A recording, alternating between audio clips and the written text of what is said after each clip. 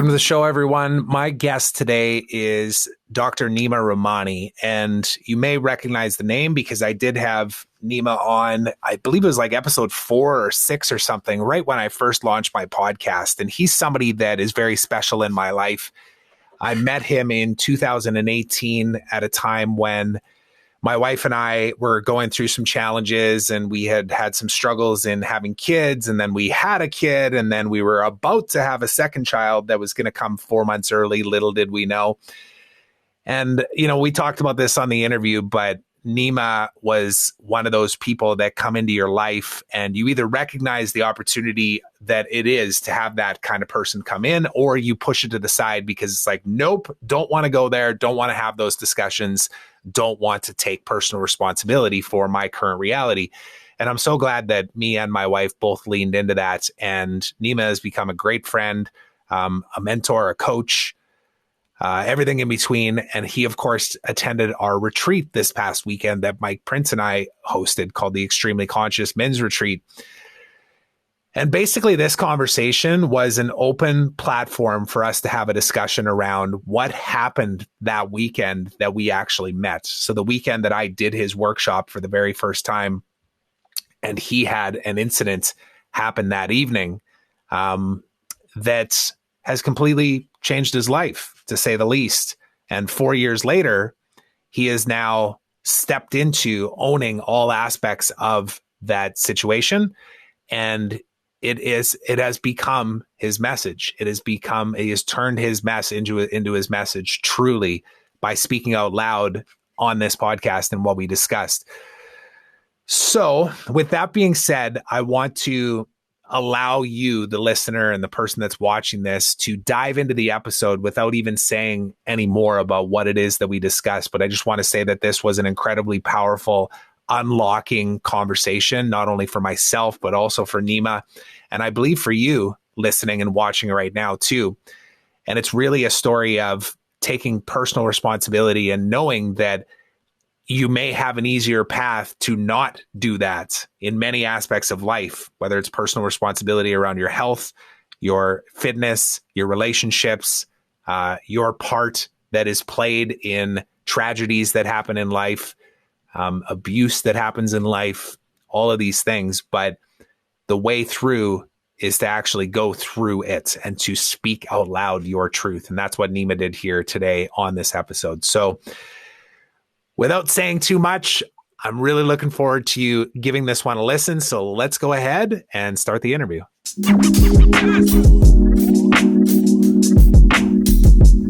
All right, Mr. Nima Rahmany, what's happening, my good friend? So good to see you again since our hooliganism and buffoonery last weekend. Well, I shouldn't say that. It was actually a serious, we had a lot of fun, but it was very intentional. It's good to see you again, buddy. Yeah, you too, man. We were saying this as, I think when you showed up to my place, it was like, man, it's so good to just be in person with people and give a hug. Isn't it? It's like we missed our opportunity when we were, yeah, totally.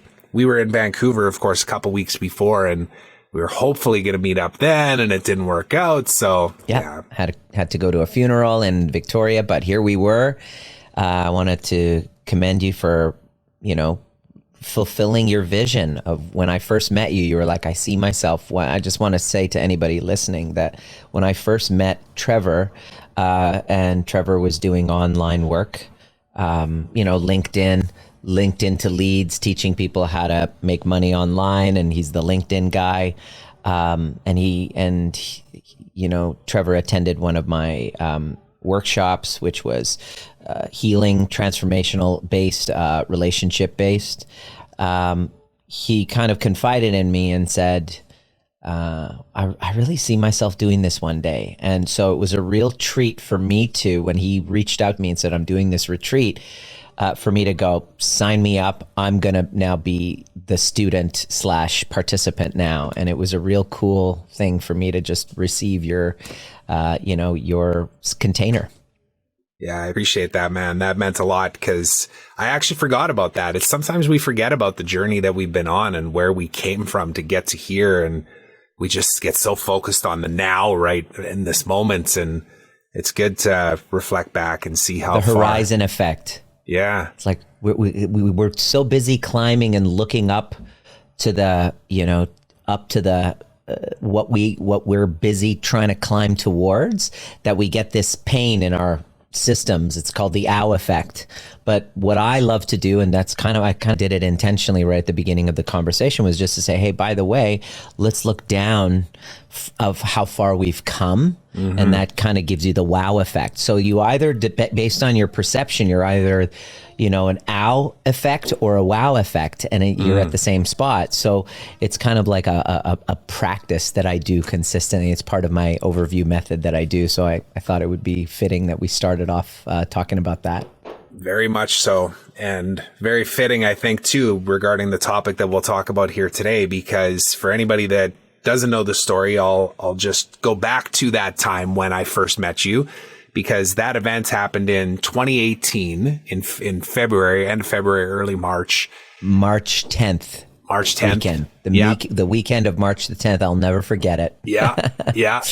And for me, it's transformational for me as well. Totally, man. Yeah. And I want to give you the space to speak about that from your perspective, but I'll just tell everybody that, I came across your name because a friend said, hey, you should maybe check into this guy, because he knew that I was going through some challenges at the time, and I was trying to navigate not only the business side and trying to just step into who I was destined to become, but also the relationship side. And, we joke about it every single time, but I just need to talk about it. I just need you to fix my wife, man. Can I just enroll her in your workshop, and you just do my wife needs fixing. Can I sign her up so that you could fix her? It's kind of like a car, right? Yeah. It's like you're sending the car to a mechanic, and it's a good concept, isn't it? It's a great idea that a lot of guys will say. It's like, could you just fix my wife? Here are the keys. Yeah.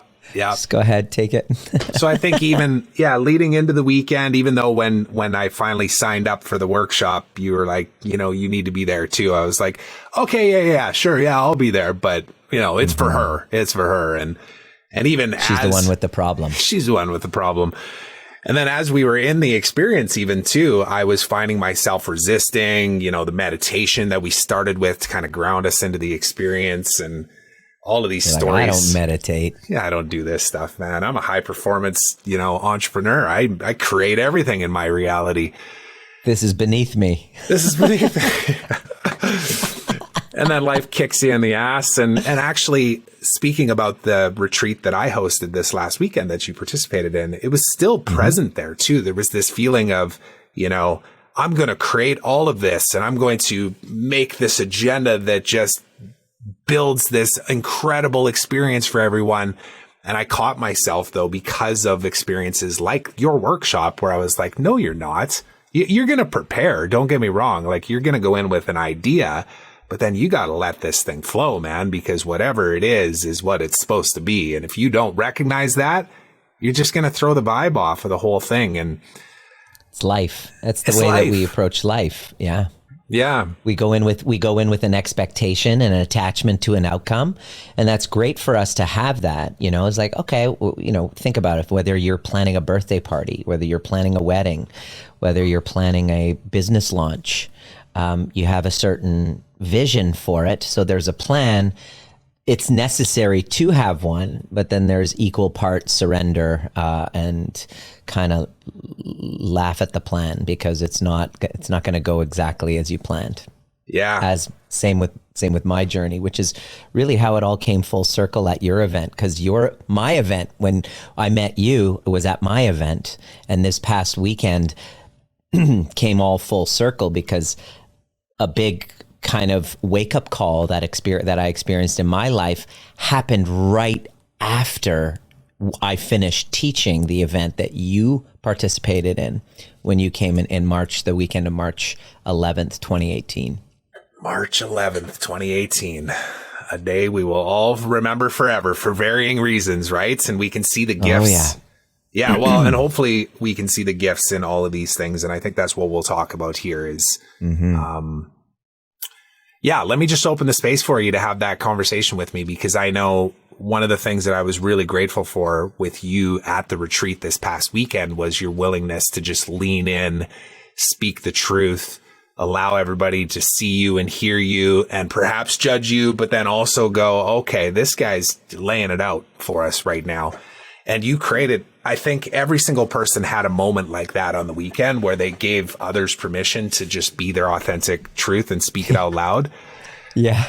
It was funny because guys were not known for, just kind of taking off the mask and getting vulnerable. And that's what guys have a challenge with. And this is what I've been studying and working on extensively over the past few years. And so when I was able to come to your retreat as a participant, it was funny because Craig, who you just spoke to, and other people sharing, they were like, yeah, I'm here to create my best version and and they weren't really sharing much. And I was just like, okay, so I'm looking at this going, I'm seeing like, there's not a lot of like deep, vulnerable sharing. You can see that they're kind of, the ego is trying to block that. And I was like, all right, let me do this. And so I basically shared how you and I met and what happened right after that that workshop that was really pivotal in shifting the dynamic for not only the two of you and Shar, but everybody in the room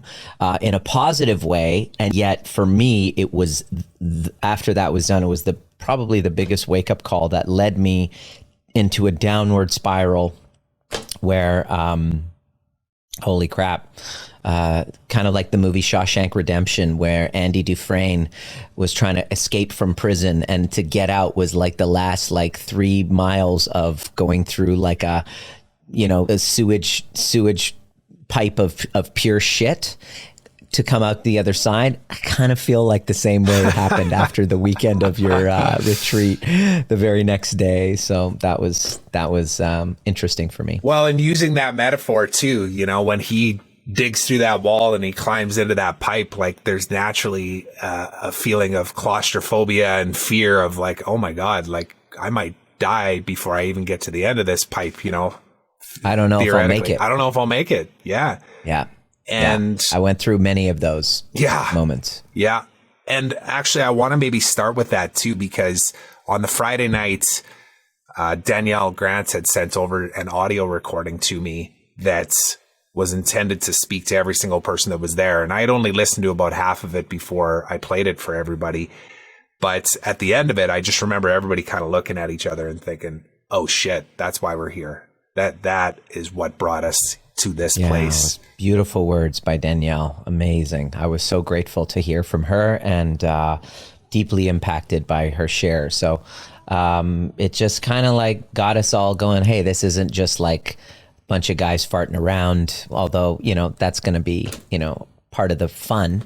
It was like we're all there with an intention, which is to get real with ourselves, to express what's going on and what's true for us and where we want to be. And so because day-to-day life has us so in our heads that we don't really have time to just drop in and really get connected with what's really true, what we're feeling, what we've been hiding, what we've been avoiding, and we just don't want to face it. And so it's important for us, if we're interested in evolving ourselves and healing ourselves, to take regular pauses, sacred pauses, not just in our day, in our mornings and evenings to reflect, but really like take ourselves out of our environment, immerse ourselves into nature. I live in downtown Vancouver, so it was really important for me to get out and come to a lake and just see nature and jump into the lake and to, go on the hike and all of that. Yeah. So yeah.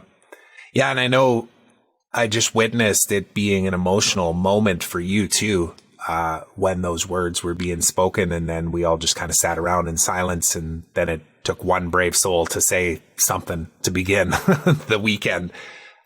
What came up for you in that moment? I'd be interested to know, because we never really talked about it.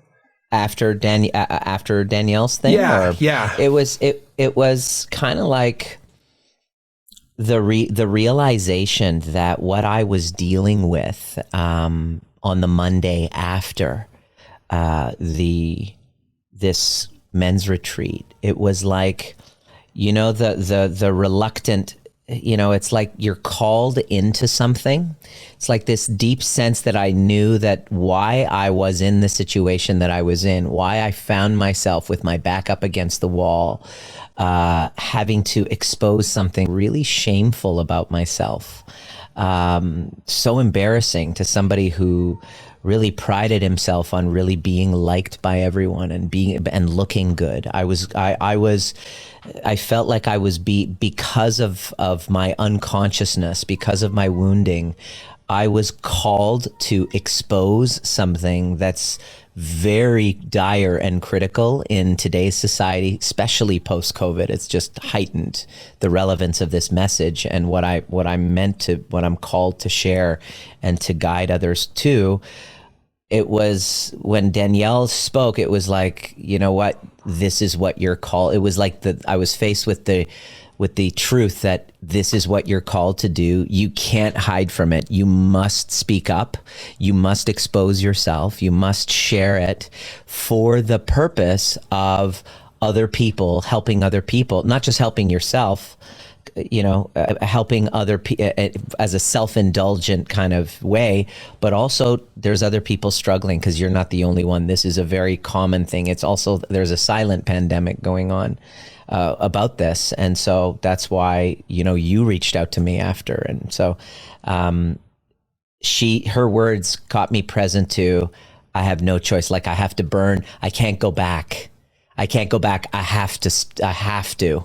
I was in the I have to at the time, working towards the love to. Yeah. So that's why I'm working on that. Yeah. Because I still have moments where I'm like, do I really have to be the spokesperson for this? Do I really have to keep talking about this? Because there's a part of me that really doesn't want to. And then my work is to consistently return back to this is what you're called to do. Mm-hmm. You can't go back. The old reality doesn't exist. And so it's kind of like the reluctant villain / hero, depending on your perspective. Yeah. Man, there's so many paths I want to take us down on this, but I think I want to just open the space now for you to share that story, and then we can kind of maybe dive into some of the other elements, because we've been skirting it for the last 23 minutes. Yeah, exactly. But it's like you're listening going, okay, what the fuck happened? What are they talking about here? What happened around March 11th? Yep, exactly. So let's dive into it, because as you say, you and I were both in an experience together. You were leading it. I was there. I was resistant. I broke through. I had that moment. And that event ends, and I'll let you pick it up from there. Yeah. The backstory is that I'm a retired chiropractor. At the time, I was still licensed to practice, but my dream was really to teach, because I started noticing people with chronic pain were really not addressing what was underneath the pain, which was attachment trauma. Unresolved attachment trauma from childhood that doesn't have a resolution, stays stuck in the body, gets stored in the body, and creates chronic pain, chronic illness. And after 15 years of being a chiropractor, I noticed that I wasn't able to touch that on the surface. I mean, we could make great changes just with the chiropractic adjustment, and I loved doing that, and it was fun. But deep down, I knew that something that people, if they truly wanted to heal beyond just the surface level stuff, they had to go deeper. And so, 5-6 years ago, I started creating these workshops in my office that were, they're called Life Skills for a Stressful World. And then they evolved from these 3-hour events to weekend workshops over 10 years. So I'm just making a long story short, and I created a methodology called the Overview Method. And I just noticed that I got more out of, teaching these weekend workshops than I did on Monday morning seeing patients. And so the vision always was that I would be doing this full time. And somebody that was really helpful 5 years ago when I was making that transition was my ex-partner, was my former partner. And she met me, she saw my videos, we started connecting, and she saw an opportunity. She was into that similar work. She came to a couple of the events. She was like, this is it. She's hooked. She loves it. And I was able to, just through friendship and working with her, help her unleash some food sensitivities that were emotion based. And she became like a fan. She became a friend. She became a student / mentee. And she kind of, because of her business background, she's a former sex worker. I didn't judge. I kind of found it intriguing. You know, that really, I thought, hey, that's cool. At the time, she was married to a woman. That relationship wasn't working. Her health wasn't really great. And just by the work that we did, her health started turning around. She's like, wow, she became a walking billboard for my methodology. And so over a period of time, this friendship developed into a romantic relationship where we rescued one another.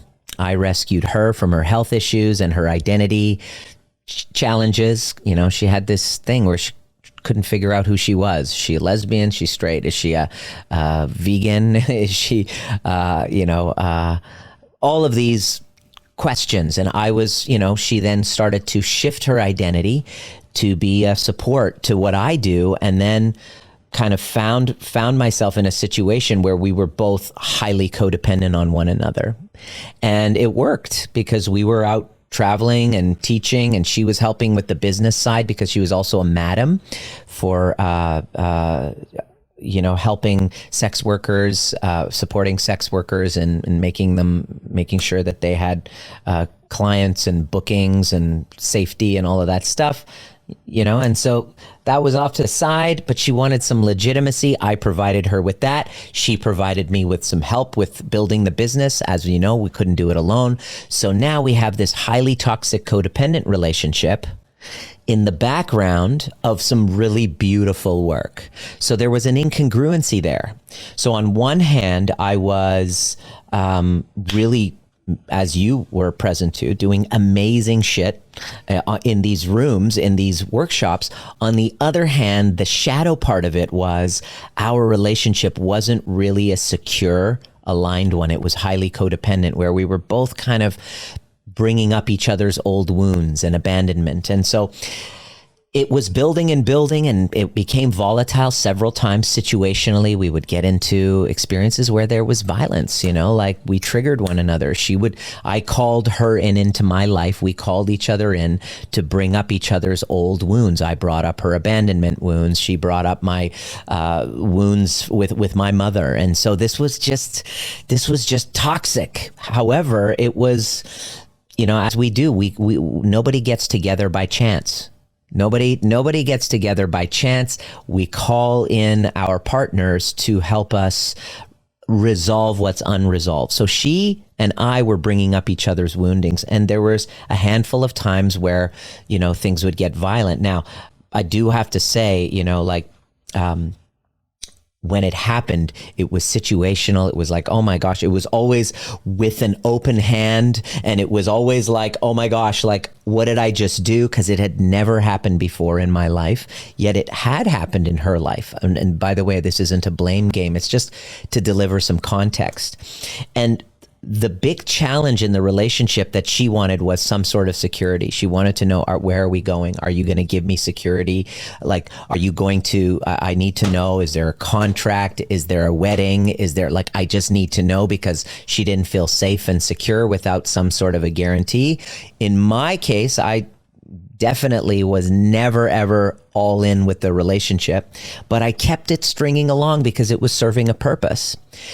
And the weekend that you came was when, and you could sense it in the room, yes. Could you not? Like, the energy between the two of us was palpably, it was building and building. And after that event was over, where 20 lives were transformed, including yours, the incongruency was that night we began, again, after going to dinner, the same conversation came up. It's usually these events where her abandonment wounds started coming to the surface, because she didn't like it when I had attention, when I got the spotlight. That would really trigger her abandonment wounds. Sometimes I would even have to bring in staff and team to help her regulate her emotions. right? We both were very horrible at regulating our emotions in real time.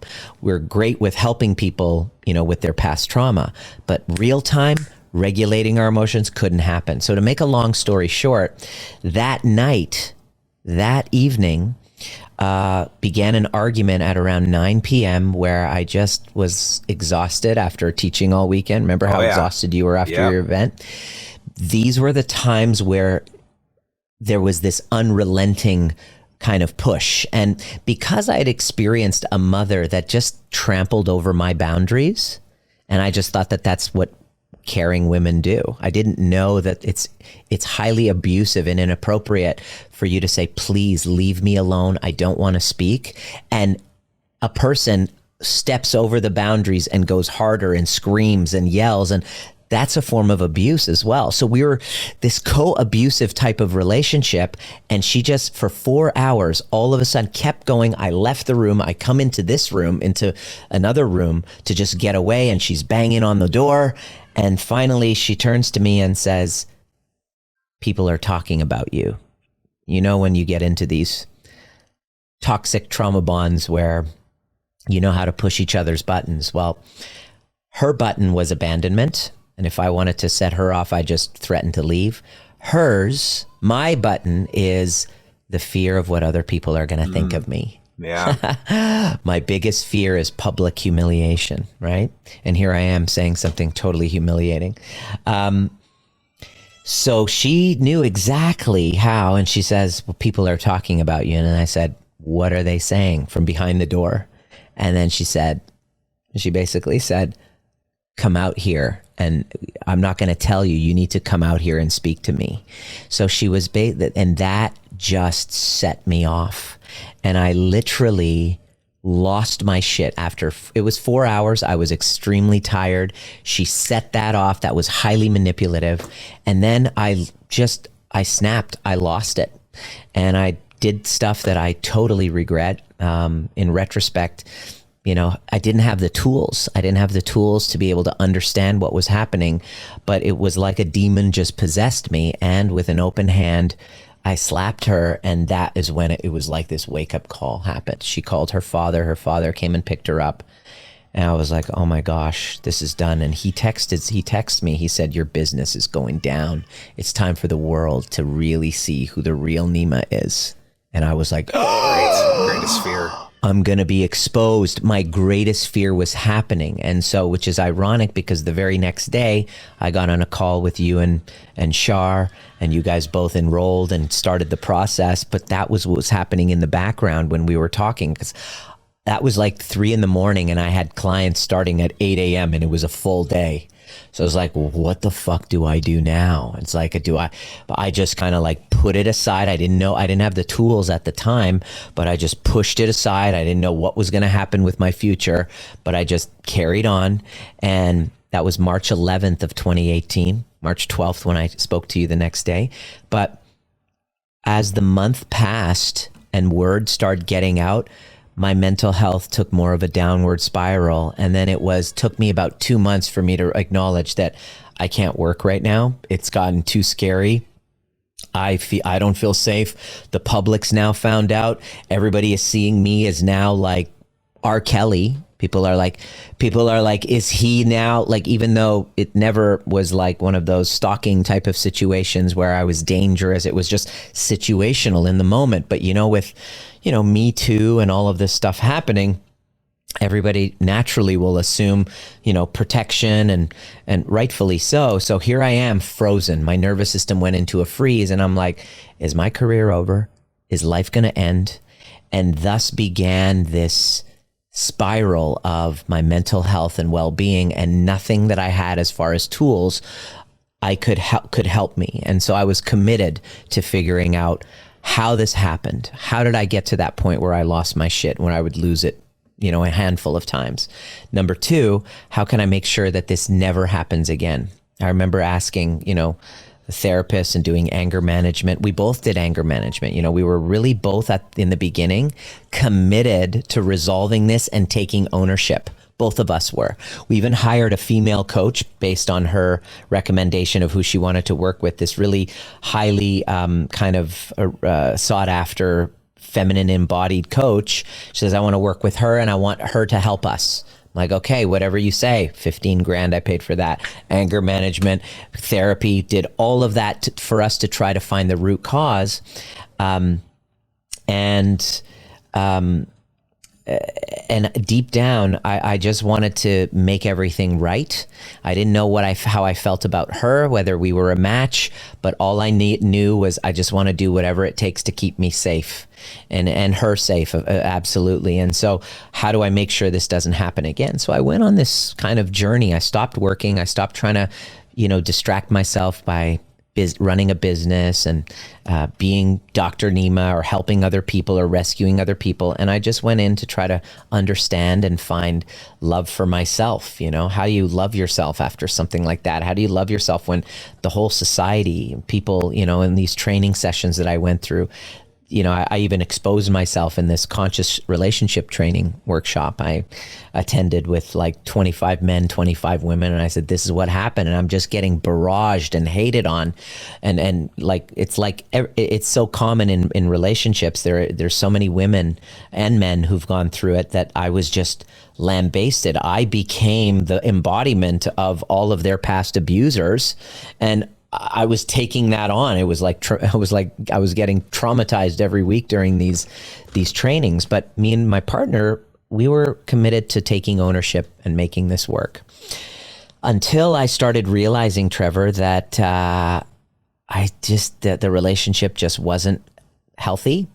I started noticing patterns in like our arguments where things would be calm, but she would start, starting up drama. And I asked her, I said, this is one time I remember going, are you actually trying to get me to hit you right now?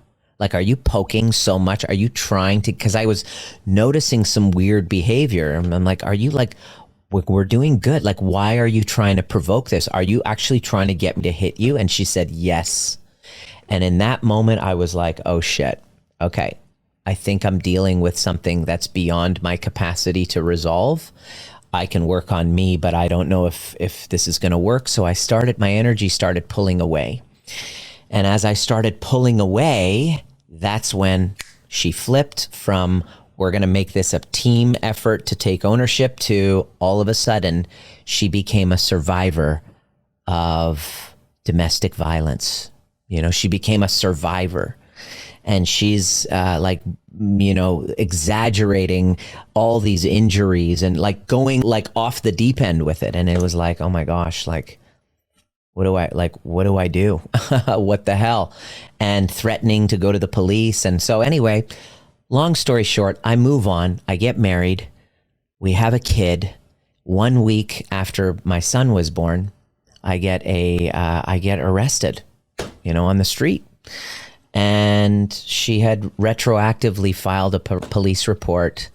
It seems like it was in vengeance and malice that, I moved on, and she now is claiming a whole new identity. And now that was almost 2 years ago.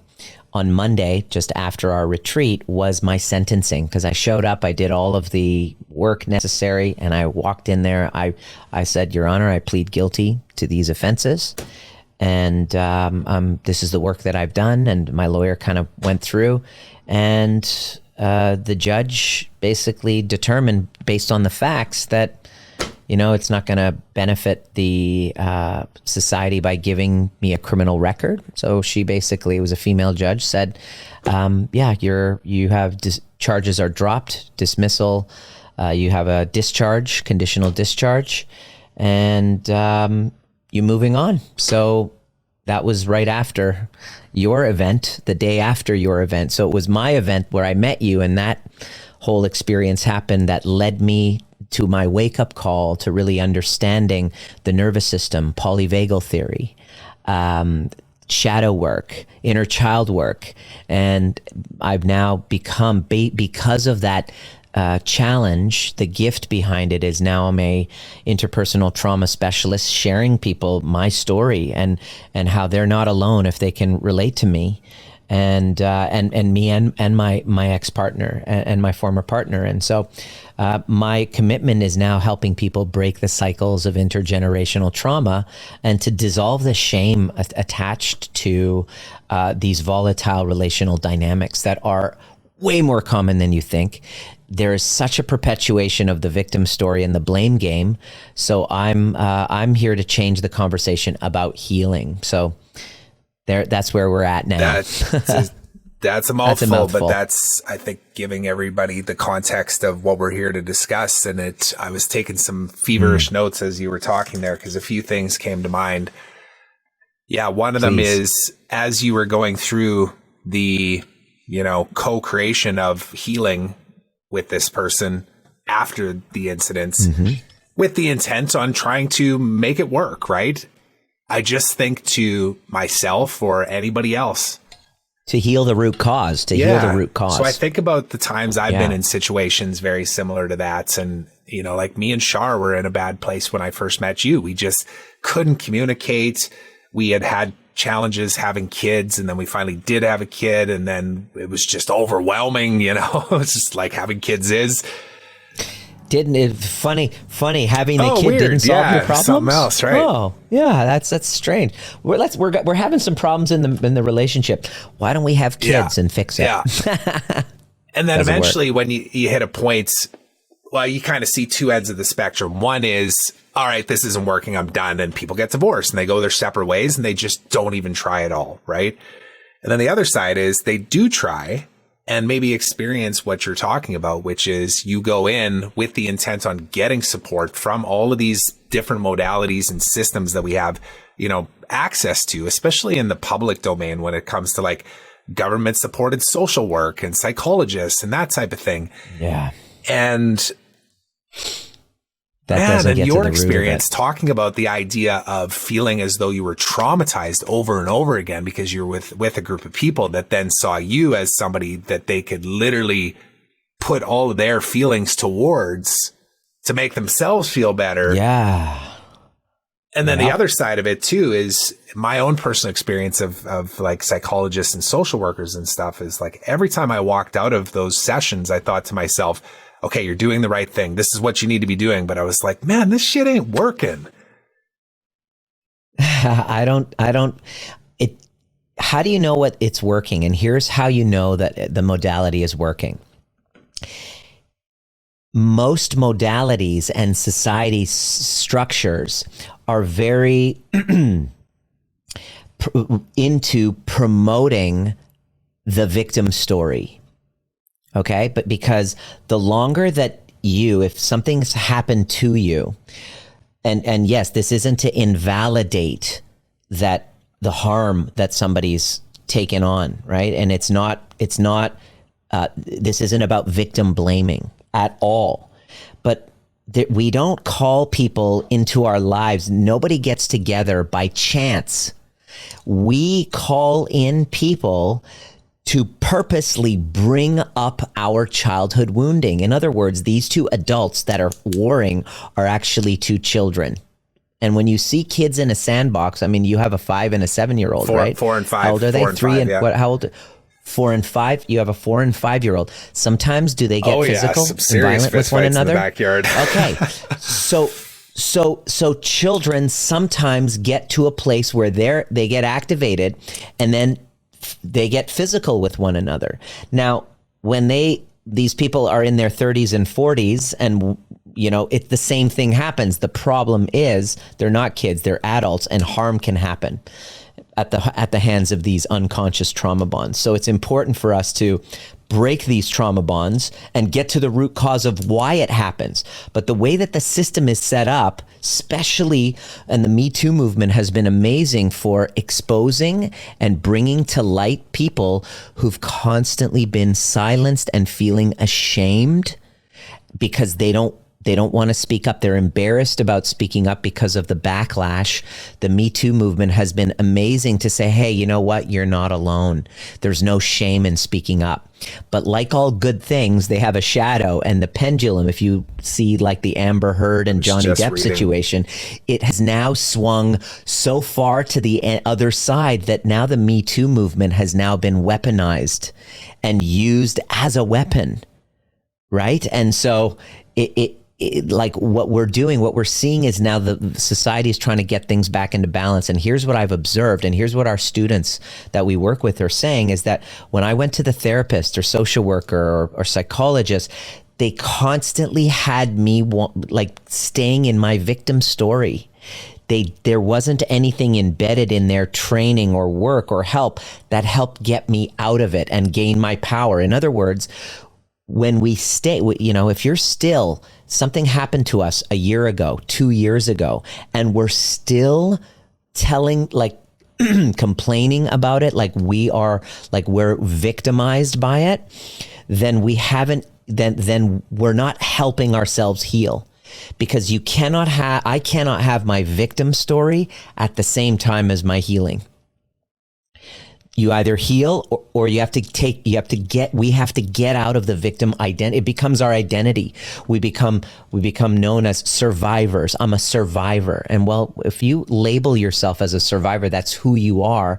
You've taken on an identity based on something that happened 5 years ago, 10 years ago, 20 years ago. You're still in survival stress. Language is important. So to heal, we must abandon the identity of that victim story. And it's very difficult to do because there are, especially in this society, because there's so many advantages to staying as the victim. It becomes our identity. It becomes this thing that we use to help make sense of the world.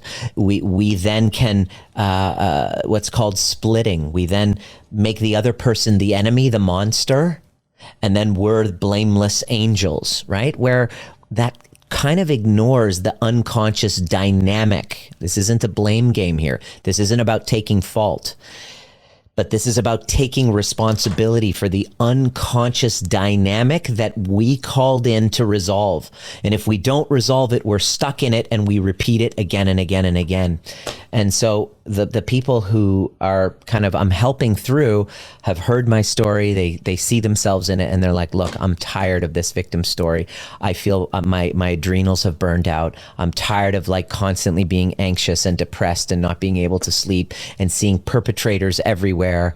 I'm ready to learn how to let go of that identity. It's terrifying because I've kind of found safety in being able to say, this is who I am. And so it's hard. This is a very controversial topic too, because if you're stuck in your victim story and you're resisting coming out, you're going to listen to what I'm saying and you're going to think I'm like, making it your fault. Right? To heal, we got to let go of the blame game and let go of the fault thing and just take the responsibility. Kind of like if you, take responsibility for our side of the street, both parties in any relationship dynamic. This is how you and Shar have been able to transform, is both of you are taking 100% responsibility for your 50% of it. You don't have to take responsibility for theirs. That's not what I'm suggesting. That's on them to do. But 100% responsibility for your 50%. The end. And that's how we transform it. Two major things came to mind, and I think you already kind of answered one, which is, wouldn't it have been easier to just plead not guilty and to just, go to battle? Who's right, who's wrong? And you already addressed that, I think. But if you want to speak to that. Yeah. I could have. A lot of people did suggest that I did because, it's easy to see that, and it's tons of witnesses. I mean, after the incident happened, she and I both in front of our community had like about 5 or 6 group calls, Zoom calls, and just both of us fully owning. Were you on that? Were you on one of them? Yeah. Shar was. Okay, great. So Shar was on one of them. What did she tell you? She said, we both fully fucking owned our part. Yeah. Right? Even she was like, look, I I was provoking him. Like, she was actually admitting to that. And I was inspired. But now that I look back, it was, I realize it was to keep the relationship going. And so when that wasn't going to work, then she played the other card. And so that's been difficult. It's been really challenging. Could I have gone to like a whole lengthy trial and jury and all of that stuff? And I was like, oh my God, Amber and just Johnny 2.0. But then I was like, you know what? No, I did. I did do those things. I'm not going to plead innocent. I'm just going to own it. I'm just going to show up. I'm going to own it. I'm going to take whatever consequence it is. And it's been 4 years that this has been hanging over my head. And my poor wife is like, that's all she's ever known. She's like, when is this just going to go away? It's like, and this is one of the toughest parts. And this is part of my message, is like trying to break free from a trauma bond. People are like, oh, like ending it sometimes is when the abuse begins. When you energetically pull away from someone and have the gall to leave somebody who's got some challenges going on and with themselves, that's usually when things get abusive. And so now, my mess is now my message. And I love who I'm becoming through the process. Could I have just gone ahead with the trial? And my lawyer was basically, he said, I can't in good conscience, like, let you plead guilty. This is absolutely nuts. Like, there isn't really that much of a case here. We could actually, and I was like, no. I don't want to. My number one priority was to have a healthy relationship. And I looked at the odds. I'm like, if I'm going to go to war, what impact is that going to have on my family? So I showed up. This is what happened. And it worked out great, because now I can tell my story without having to worry about, like, confessing to a crime that I could get into trouble for. So now I can speak open. I'm in a very unique situation where I can actually speak openly about something without fear of, like, any getting into trouble in terms of, like, the criminal system, because I've already faced up to it. Yeah. So there's a lot of people living in silence, in shame, in what's the word I'm looking for? Silence, secrecy, and shame. And that's what promotes it. And this is a different conversation. It's about healing, how to heal it by taking ownership and responsibility for your 100% responsibility for your 50%. So the logical next question that comes to mind is something that I've heard other people say, and I've even felt too on my own journey, when, say, I'm leaning in and doing the work, and I see that my partner's not, or vice versa. There's been times in Shar and I's relationship where she's been really leaned in, and in many aspects of life, whatever it is, maybe it's like eating better or doing more exercise where the other person's not. And I guess the question is that thought around, if we do this work and we take personal responsibility for our 50% of the contribution of that abuse and trauma that happens, will we always stay stuck if the other person doesn't take their personal responsibility? Because that's a great question. That's tough to predict, because the future hasn't been written yet, right? We can never predict the future. That's a future forecasting question. What I do know that's been helpful for me is the practice, the realization that a relationship is a spiritual practice. It's an ongoing spiritual practice. So if I take it on in my marriage with Diana, that I don't know how it's going to be in the future, right? But I do know that whatever I'm challenged by, I have the tools to own whatever she's reflecting back to me, right? And if we take it on that, look, what's she doing? I do all this work. What am I really doing it for? Am I doing it for her to step up, or am I actually, what's my intent? My intent is to love myself deeper, to feel more connected to myself, to feel a greater sense of love and gratitude. So on one hand, she's my partner. On the other hand, she doesn't exist. She's just a reflection of me. So it's to take it on that your partner, in a spiritual sense, it doesn't exist. She's just a mirror. So whatever problem I'm having with Diana, or even my son, or even my friends, or even my clients, mirror, mirror. And it's an opportunity to connect to parts of me that they're reflecting. And this has been one of the greatest spiritual awarenesses and tools that I've now integrated into the overview method that have been so helpful for me to create a safe container for myself. And then when I'm a safe container for myself, then the person who's in my container with me, whether it's a friend, whether it's my son, whether it's a client, or whether it's my wife, all of a sudden just feel safe to be themselves, and there's a connection and there's intimacy. So that's what I know to be true, is that I have that available to me. I can't predict the future. I do know that what I have available to me is a tool to get to my truth. I like it. How do you like that for an answer? Because I can't predict the future. And I think it's the reason I bring it up is that a lot of times that's some of the initial resistance that people say, including me. It's like, well, why should I do the work? They're not doing the frickin' work, and especially in divorce situations too, when you've got kids where both, like, people don't inherently want to hurt their kids or damage their kids or whatever, but then we do these things that fucking hurt our kids, man, and unconsciously. Unconsciously. Yeah. It's not on purpose. And so why should I do the work if they're not going to do the work? Well, because it's kind of like saying, why should I lose weight if they're not going to lose weight? Well, because it's for your own health. Do you need them to lose the 20 pounds that they gained over the last, few stressful months? Do you need them to do it for you to give yourself permission to do it? It's not about that. This is like weight loss. This is us taking it on for ourselves. This is healing.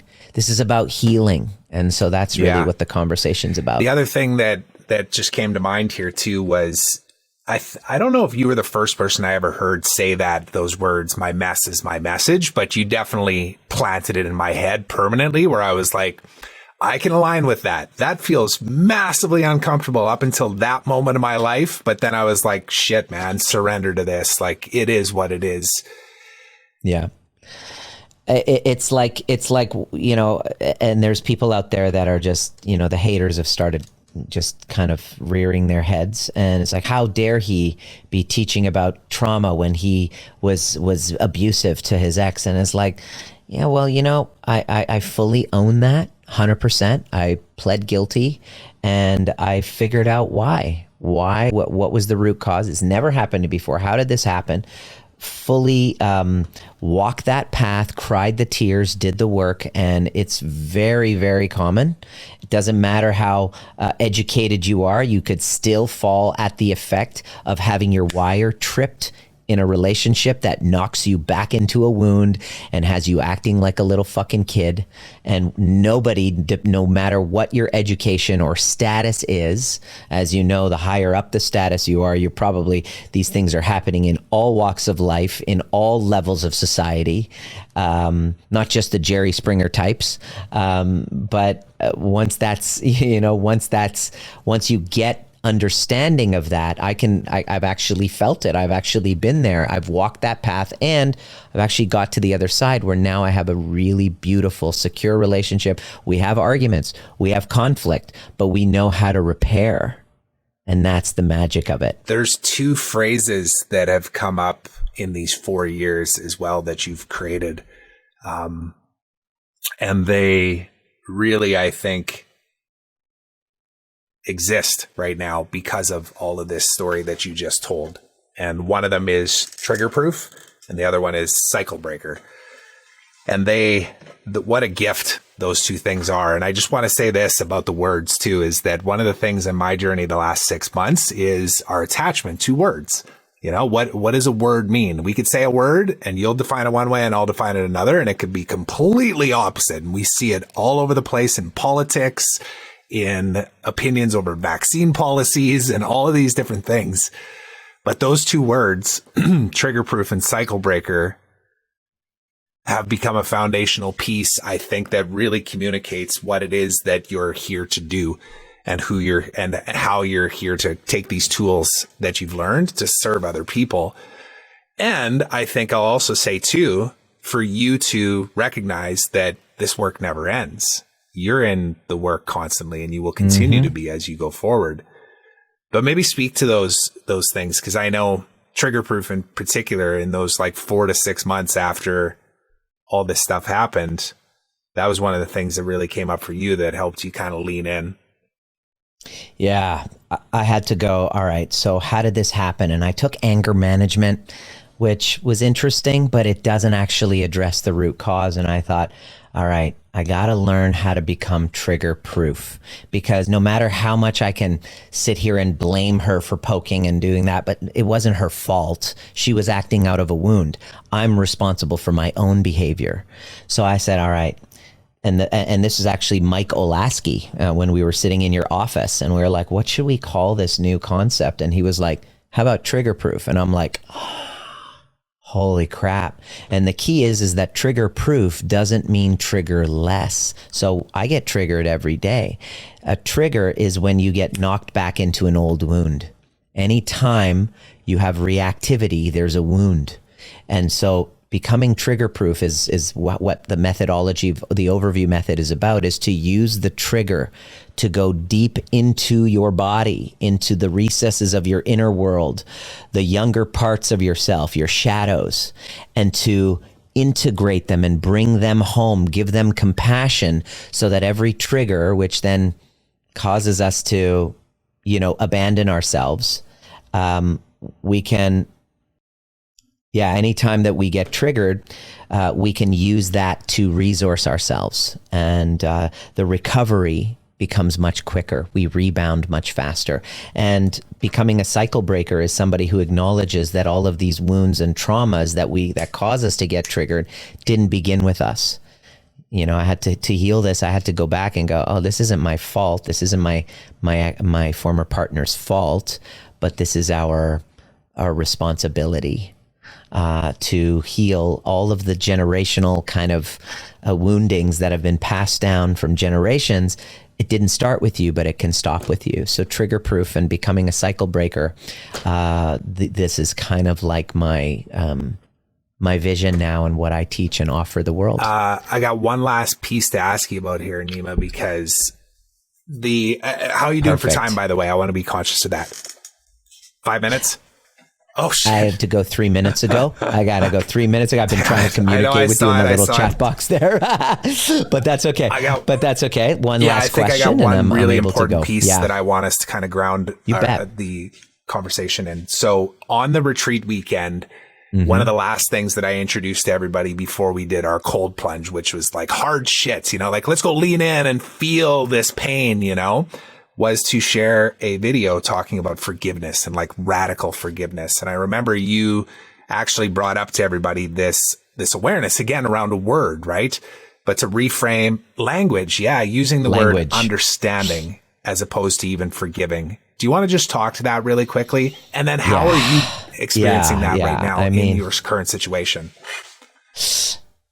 Wow, great question. So, everybody talks about forgiveness being this thing, we hear it in the Bible and religion and all that stuff. And it has a really great concept when you go from resentment and anger and judgment and blame, leveling up. Forgiveness is a level up. What I've discovered is forgiveness is an incomplete awareness. It basically says, you know what? I forgive you. You know what? What you did was wrong.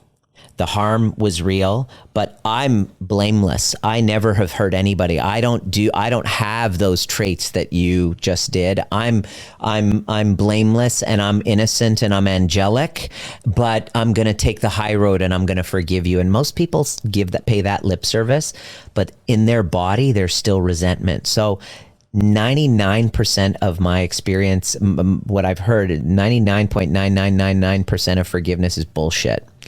What I've observed, I got to forgive myself. I'm going to forgive myself. I'm forgiving myself. I forgive you. If it's not in the body, this sense of freedom that's in your body, it's not real, right? And so I started thinking about this. Like, how do I love myself? How do I forgive this person or that person? And what I discovered is that would you rather be forgiven for something? Think of something that you did when you hurt somebody, even if it was intentional, even if it was unintentional, you hurt somebody. Would you rather be forgiven or would you rather be understood? And the truth of the matter is, when you understand, and how do you understand the person? Well, when you understand the nervous system, when you understand childhood wounding, when you understand how these get triggered and we get knocked back into these wounds and our behavior is all kind of a function of our nervous systems, then you understand people's behaviors. And once I got this polyvagal theory nailed, sorted, and I understood attachment, then I understood why my parents showed up the way they did. They didn't show up the way they did. Why people freeze or why they don't, why people ghost. And then I realized, wow, I understand why my former partner is behaving the way she is. I understand her pain, her abandonment wound, and her need for revenge. I understand her need to vilify me and make me from the pedestal that she had me on into the pit of resentment so that she could finally move forward. Right? She wouldn't be, because a lot of times people don't want to forgive because it makes what they did okay, or there's the fear of them returning back to a really shitty situation. If I forgive them or make it okay, then I run the risk of abandoning myself again. So there's this unconscious shit going on in our shadows with forgiveness we're not even aware of. But if you peel back the layers, the way I've kind of been helping people, that's what shows up, is how I'm not going to forgive them. Because why? Well, they don't know this, but deep down, if I forgive them, it makes it okay. And then I run the risk of this happening again, which I totally get. So what I'm offering is understanding. If you get to a place of understanding of yourself, you will understand the unconsciousness of why you were pulled into that situation, why you didn't leave, why you kept going back. You don't have to forgive yourself for that. When you understand the wounding that had you consistently reenacting this trauma in the relationship dynamic, and you didn't want to leave because it's a highly addictive experience, wanting to go back and reconnect and complete. It's your nervous system trying to complete what was incomplete. There's nothing to forgive. But when you understand that, you start having compassion towards yourself. Then you look at the other person you've been judging, and you're able to see with compassion, not until you've done that with yourself first, by the way. And so once you've given yourself that compassion, and then you give the other person that compassion, then an interesting thing happens. What happens? Well, you realize that you don't actually need to forgive the other person anymore. Yeah. You understand them. And so there's freedom in that. And that's what I'm offering. Yeah. That's what I'm working towards. And so my job right now is to first understand the little boy that showed up in those times where I was less than stellar in my last relationship, and to understand the wounded little girl and in my former partner who is wanting to have some sort of revenge and scapegoat all of her pain onto somebody else and blame everybody, is to kind of like push the blame externally. And so I understand it. I get it. And when I get it and understand it, I don't need to forgive. Beautiful, man. I'm so glad that she stuck around for a few minutes to explain that, because that was probably one of the most impactful moments of the weekend that we just experienced together. I know there was one individual in particular there that said, we didn't agree all weekend, Nima, but that right there, holy shit, it just unlocked something for him. And of course, we're all on this journey, right? It's a constant understanding of why we do what we do, why others do what they do, and really diving into hard stuff, because, right now we're talking about a very challenging situation you were in, but some people's story is that they were sexually abused as kids, or they're having to understand that where somebody maybe murdered somebody that they love, like really extreme things where there's death involved even. And I think just you explaining that provides a door, at least for people to go in and say, okay, this isn't about forgiving and then making myself exposed to hurt again. That's not what it's about. And yeah, I just appreciate you, man. Thank you so much for coming on and chatting about this. I know we went a little bit long, and whoever you delayed, my apologies. But there's a greater purpose to that delay. And if you need me to reach out to them and apologize, I will. All good, brother. Thank you so much for giving me the chance to speak, even though my camera just died. Hopefully you'll be able to create something okay with this. But thanks so much, bro. I'll see you at the next perfect time. Everything is always perfect as usual. So thanks so much, man. We'll see ya. Awesome. Take care, bro. Bye-bye. Thanks so much for listening to this episode of The Trevor Turnbull Show. I hope you enjoyed it. And if you did, please consider subscribing on my YouTube channel, as well as on your favorite podcast platform. So until next time, remember, today is a beautiful day of opportunity. Trust that you are exactly where you're supposed to be. So be grateful, be curious, and be brave. Yes.